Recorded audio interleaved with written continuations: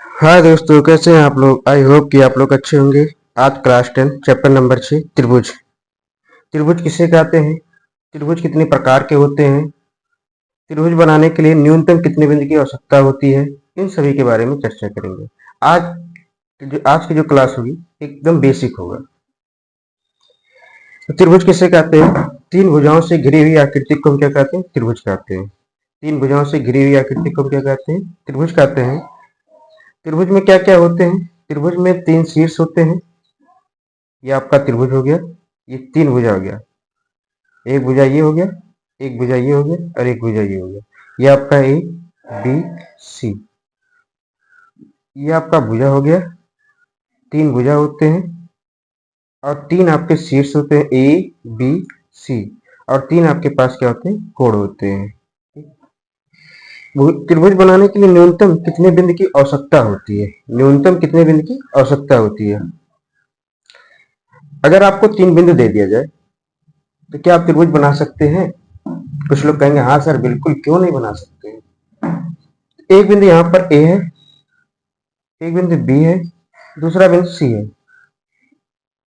क्या इन तीनों बिंदुओं की सहायता से त्रिभुज बनेगा, सर नहीं बनेगा। इन तीनों बिंदुओं से क्या बनेगा, एक रेखा बनेगी। जब तीनों बिंदु एक लाइन में होगा तब आपका त्रिभुज नहीं बनेगा। जब तीनों बिंदु एक लाइन में नहीं हो, तीनों बिंदु क्या हो, एक लाइन में ना हो, तब आपका क्या होगा, त्रिभुज बनेगा। ए बी सी, दोनों बिंदु को मिलाओगे तो ए बी ए सी और बी सी। इन तीनों बिंदु को क्या कहते हैं, इन तीनों बिंदु को कहते हैं संरेख बिंदु कहते हैं, संरेख बिंदु कहते हैं। इन तीनों बिंदु को क्या कहते हैं, असंरेख बिंदु कहते हैं। तो संरेख बिंदु किसे कहते हैं, असंरेख बिंदु किसे कहते हैं, तीन या तीन से अधिक बिंदु यदि एक ही रेखा पर होती है तो उसे हम क्या कहते हैं, संरेख बिंदु कहते हैं। जब तीन या तीन से अधिक बिंदु एक रेखा पर नहीं होती है तो उसे हम क्या कहते हैं, असंरेख बिंदु कहते हैं। अब आते हैं त्रिभुज के प्रकार पे। त्रिभुज कितने प्रकार के होते हैं, त्रिभुज दो प्रकार के होते हैं। पहला भुजा के आधार पर, भुजा के आधार पर, और दूसरा भुजा के आधार पर, और दूसरा क्या होते हैं, कोण के आधार पर। भुजा के आधार पर, कोण के आधार पर। भुजा के आधार पर कितने होते हैं, भुजा के आधार पर तीन होते हैं, भुजा के आधार पर तीन होते हैं, और कोण के आधार पर तीन होते हैं। भुजा के आधार पर कितने होते हैं, तीन होते हैं। पहला विषमबाहु त्रिभुज। विषमबाहु त्रिभुज क्या होते हैं, ऐसा त्रिभुज जिसकी तीनों भुजाएं क्या हो, आपस में बराबर ना हो, उसे हम क्या कहते हैं, विषमबाहु त्रिभुज कहते हैं। जैसे यहाँ पर ए बी ए सी और बी सी, तीनों की लंबाई अलग अलग है। यहाँ पर ए बी ए सी के बराबर नहीं है और बी सी सी ए के बराबर नहीं है। दूसरा क्या होता है, समद्विबाहु त्रिभुज। ऐसा त्रिभुज जिसकी तीनों भुजाओं में से किन्हीं दो भुजा की लंबाई आपस में क्या हो, बराबर हो, उसे हम क्या कहते हैं, समद्विबाहु त्रिभुज कहते हैं। अब यहाँ पर देखिए, अगर दो भुजा बराबर होता है, आप क्लास 9 में पढ़े होंगे कि अगर किसी त्रिभुज की दो भुजा आपस में बराबर होती है तो उसके सम्मुख कोण भी आपस में क्या होते हैं, बराबर होते हैं। ए बी बराबर है ए सी के, तो ए बी के सामने वाली जो भुजा कोण होगा सी होगा, और ए सी के सामने वाली भुजा कोण होगा ये क्या होगा, बी होगा। तो अगर यदि कह सकते हैं ए बी बराबर है ए सी के, तो कोण सी किसके बराबर होगा, कोण सी बराबर होगा कोण बी, क्योंकि बराबर भुजाओं के सम्मुख कोण आपस में बराबर होते हैं। अब कोई सर क्या कोई जरूरी है कि ए बी ए सी के ही बराबर हो, कोई भी दो भुजा बराबर हो सकता है। ए बी बराबर हो सकता है किसके, ए बी बराबर हो सकता है बी सी के, ये भी हो सकता है, या A B A B C B C बराबर हो सकता है ए सी की। कोई भी दो भुजा बराबर हो तो हम किसे क्या कहेंगे, समद्विबाहु त्रिभुज कहते हैं। अब आते हैं तीसरी भुजा पे चर्चा करते हैं। तीसरी भुजा क्या होगा, तीसरी भुजा क्या होगा, तीसरी भुजा क्या हो सकता है, इन दोनों से बड़ा हो सकता है, या इन दोनों के बराबर हो सकता है, या इन दोनों से छोटा हो सकता है। अगर तीसरी भुजा दोनों इन दोनों भुजाओं से बड़ी या छोटी होती है तो उसे हम कहेंगे समद्विबाहु त्रिभुज। यदि ये तीसरी भुजा भी क्या कर दे, इन दोनों के बराबर कर दे, जैसे मान लीजिए 4 सेंटीमीटर है, ये भी 4 सेंटीमीटर है, और इसको भी हम 4 सेंटीमीटर कर दें, तो ये कौन सा त्रिभुज कहलाएगा? समबाहु त्रिभुज कहलाएगा। इसी समद्विबाहु त्रिभुज का ही एक स्पेशल केस है, जब तीनों भुजा क्या हो जाए, आपस में बराबर हो जाए। तो समबाहु त्रिभुज किसे कहते हैं? वह त्रिभुज जिसकी तीनों भुजा आपस में क्या हो, बराबर हो, उसे हम क्या कहते हैं? समबाहु त्रिभुज कहते हैं। और समबाहु त्रिभुज में क्या होते हैं? प्रत्येक कोण कितने अंश का होता है? 60 अंश का होता है। एक यहाँ पर क्वेश्चन बनता है क्वेश्चन बनता है कि सभी समद्विबाहु त्रिभुज समबाहु त्रिभुज होते हैं? सभी समद्विबाहु त्रिभुज समबाहु त्रिभुज होते हैं? वीडियो को पॉज करिए और सोचिए। और एक दूसरा क्वेश्चन है, क्या सभी समबाहु त्रिभुज समद्विबाहु त्रिभुज होते हैं? क्या सभी समबाहु त्रिभुज समद्विबाहु त्रिभुज होते हैं? वीडियो को पॉज कर लीजिए और सोचिए इसके बारे में। आइए, सभी समबाहु त्रिभुज समद्विबाहु त्रिभुज होते हैं क्योंकि तीन भुजा आपस में क्या होते हैं? बराबर होते हैं। जब तीन भुजा आपस में बराबर होते हैं तो दो भुजा भी आपस में बराबर होंगे। तो क्या होते हैं? सभी समबाहु त्रिभुज क्या होते हैं? समद्विबाहु त्रिभुज होते हैं। ये हो गया भुजा के आधार पर। अब आते हैं कोण के आधार पर। कोण के आधार पर क्या होता है? कोण के आधार पर तीन प्रकार के होते हैं। पहला न्यून कोण, दूसरा समकोण, तीसरा अधिक कोण। न्यून कोण क्या होता है? ऐसा त्रिभुज जिसका प्रत्येक कोण क्या हो, 90 अंश से कम हो। 90 अंश से कम हो, उसे हम क्या कहते हैं? समकोण त्रिभुज कहते हैं। सॉरी न्यून कोण त्रिभुज कहते हैं। समकोण त्रिभुज किसे कहते हैं? अब यहाँ पे मान लीजिए 40 अंश, यहाँ पे 60 अंश, तो यहाँ पर 80 अंश, तो ये आपका क्या हो गया? न्यून कोण त्रिभुज हो गया। समकोण त्रिभुज कहते हैं ऐसा त्रिभुज जिसका एक कोण 90 अंश हो, उसे हम क्या कहते हैं? समकोण त्रिभुज कहते हैं। अब ये सोचिए कि एक समकोण त्रिभुज में कितने न्यून कोण त्रिभुज होते हैं? एक समकोण त्रिभुज में कितने न्यून कोण त्रिभुज होते हैं? एक समकोण त्रिभुज में दो न्यून कोण त्रिभुज होते हैं। अगर एक कोण 90 अंश हो गया तो ये दोनों कोण क्या होंगे? 90 अंश से कम होंगे। दोनों को मतलब प्रत्येक कोण क्या होगा? 90 अंश से कम होगा। अगर ये 60 अंश है तो ये 30 अंश होगा। तो इन दोनों कोण को हम क्या कहेंगे? न्यून कोण कहेंगे। और इसे हम क्या कहेंगे? समकोण त्रिभुज कहेंगे, समकोण कहेंगे, 90 अंश कहेंगे। अब आते हैं अधिक कोण। अधिक कोण किसे कहते हैं? ऐसा त्रिभुज जिसका एक कोण क्या हो, 90 अंश से ज्यादा हो, उसे हम क्या कहेंगे? अधिक कोण त्रिभुज कहते हैं। अब एक अधिक कोण त्रिभुज में कितने न्यून कोण त्रिभुज होते हैं? यहाँ पर भी दो होते हैं। जैसे ये आपका 110 अंश कितना है? 90 अंश से ज्यादा है। ये 40 अंश, ये 30 अंश। तो यहाँ पर क्या है? 90 अंश से ये दोनों कोण क्या है? कम है। तो इसे हम क्या कह सकते हैं? न्यून कोण त्रिभुज कहते हैं। इसे हम क्या कहेंगे? अधिक कोण त्रिभुज कहेंगे। समझ में आया कि नहीं आया? अब आते हैं, क्या आपको तीन भुजा दे दिया जाए तो आप त्रिभुज बना सकते हैं? तीन भुजा दे दिया जाए, क्या आप त्रिभुज बना सकते हैं?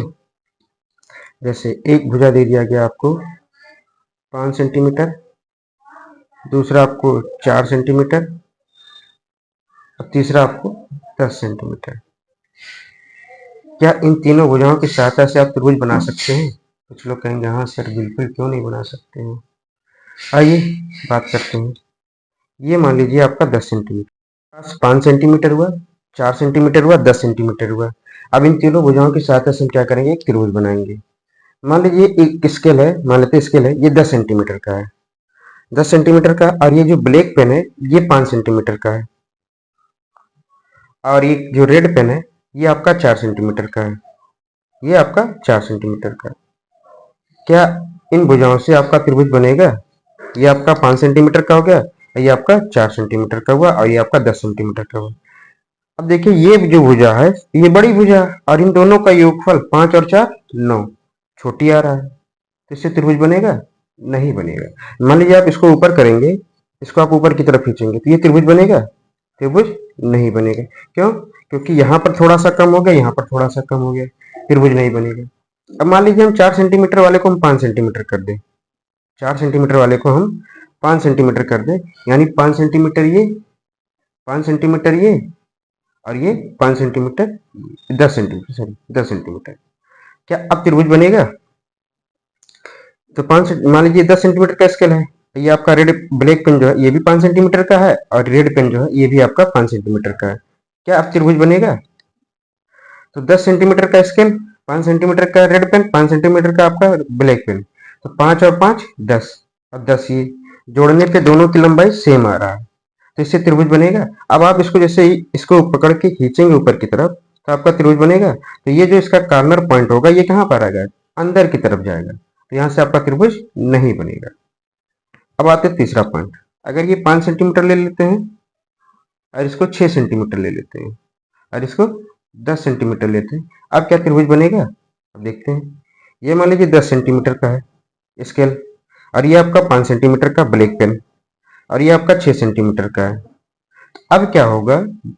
तो 6 ये और 5 ये 11, और ये आपका 10, जो इन दोनों को जोड़ने पर 11 सेंटीमीटर, ये 10 सेंटीमीटर, जो कि ये वाला पेन थोड़ा सा जो होगा बाहर की तरफ होगा, इधर भी थोड़ा सा बाहर की तरफ होगा।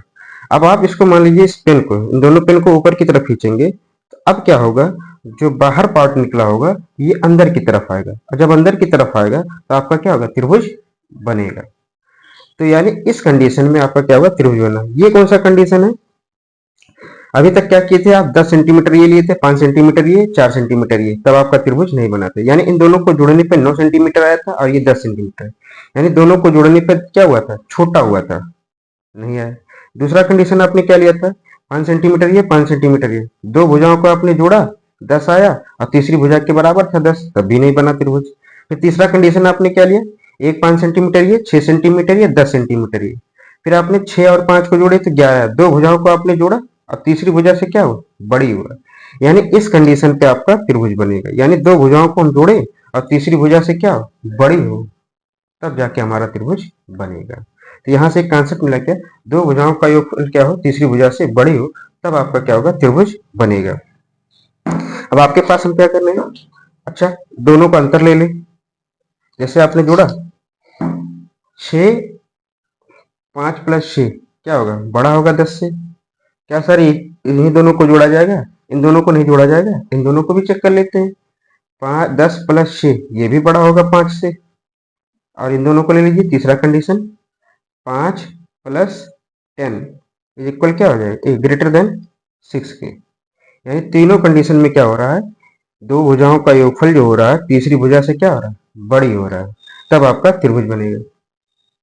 क्या सर जी हमेशा जोड़ा जाएगा, घटाया नहीं जाएगा? घटाने पे चेक कर लेते हैं। अगर 6 में से हम 5 को घटाते हैं, 6 - 5 क्या होगा? 1 आएगा, तो तीसरी भुजा से क्या होगा? छोटी होगा।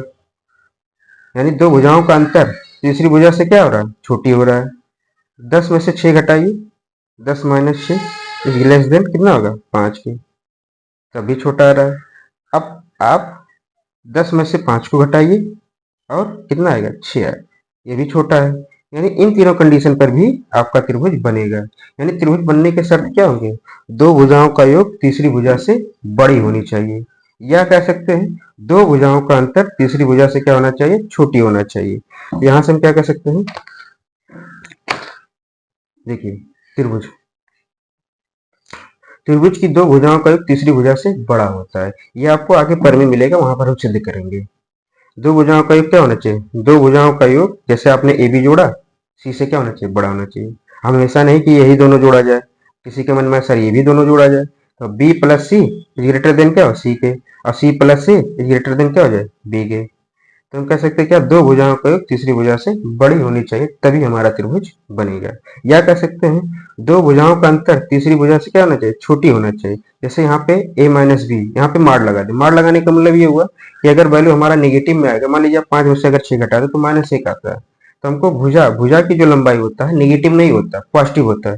तो ये जो माड होता है, माड क्या करेगा? उसको जो नेगेटिव आएगा ना वो पॉजिटिव बना देगा, क्योंकि लंबाई हमारा क्या होता है? हमेशा पॉजिटिव होता है। तो a - b क्या होगा? लेस देन क्या होगा? c के। b - c क्या होगा? लेस देन होगा a के, और c - c क्या होगा? लेस देन होगा b से। तो ये आपका क्या होगा? त्रिभुज बनने की शर्त होगी। यानी दो भुजाओं का योग क्या होना चाहिए? तीसरी भुजा से बड़ी होनी चाहिए, और दो भुजाओं का अंतर क्या होना चाहिए? तीसरी भुजा से छोटी होनी चाहिए। अब आते हैं कुछ क्वेश्चन करते हैं। इसमें आपको हम भुजा देते हैं, आप लोग क्या करिएगा, देखिए कौन सा त्रिभुज बनेगा और कौन सा त्रिभुज नहीं बनेगा। ये आपके पास 10 क्वेश्चन है, 10 नहीं 12 क्वेश्चन है। पहला, त्रिभुज बनेगा कि नहीं बनेगा, दूसरा त्रिभुज बनेगा नहीं बनेगा। तीनों कंडीशन आपको फॉलो करना पड़ेगा, ये नहीं कि आप दो फॉलो कर लिए तो लाइए तीसरा छोड़ देंगे।